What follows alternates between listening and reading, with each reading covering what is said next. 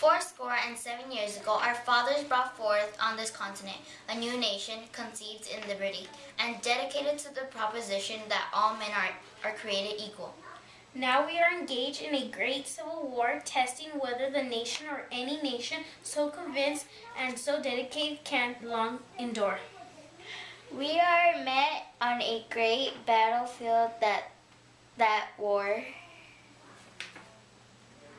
We have come to dedicate a proportion on that field as a final resting place for those who gave their lives of that nation that might live.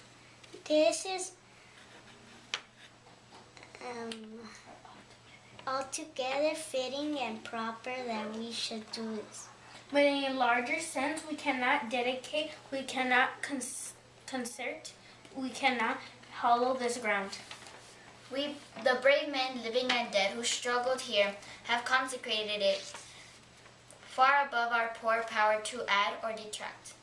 The world will little know nor longer remember what we say here, but it can never forget what they did here.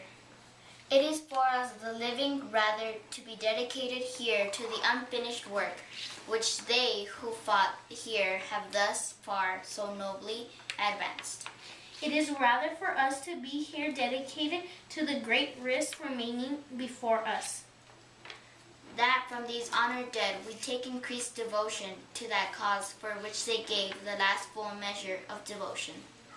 That we here highly resolve that they shall not have died in vain. That this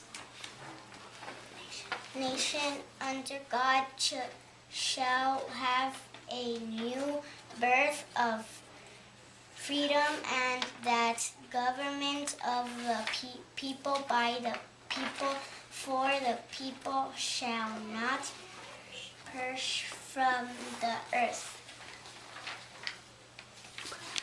Abraham Lincoln, November 19, 1863.